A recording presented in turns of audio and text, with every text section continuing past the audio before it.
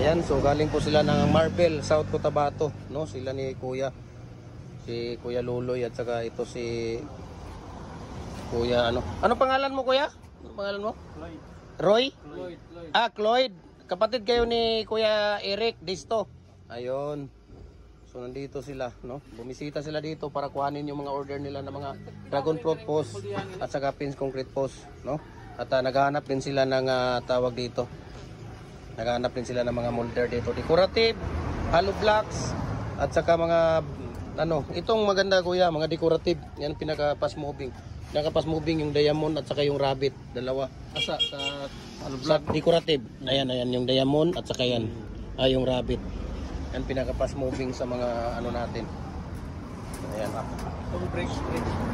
Oh, sa mga brakes din, yan. Kailangan yung brakes. Kuan Kuya, bawal mangud ta mo kuan ana Kuya. Oh.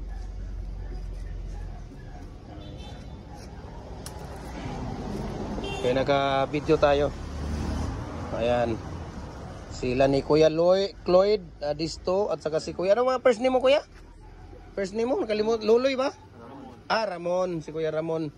Brother-in-law ni Kuya Eric Disto sa ano sa Marbel, South Cotabato. Ayan. Marbel, South Cotabato po sila, no?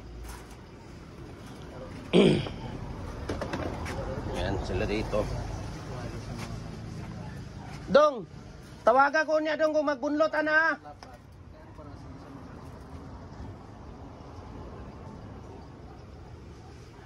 So yan, naghahanap muna sila, no? Ito yung sasakyan nila. Ayan, galing po ng South Cotabato, Marbel, South Cotabato, no? Ang layo. Ilang oras Kuya yung travel ninyo? 5 hours? From Santo Niño, daan kami ng Tacorong. Santo Niño, Tacorong, Cagayan de Oro na, 5 hours, street yun. Santo Niño, Isulan, Tacorong, Buluan, Carmel. Dito na, Cagayan de Oro. 5 hours street.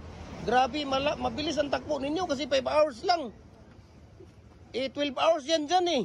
Pagkabas, di ba? 12 hours. Hindi kami kalupit mag-drive.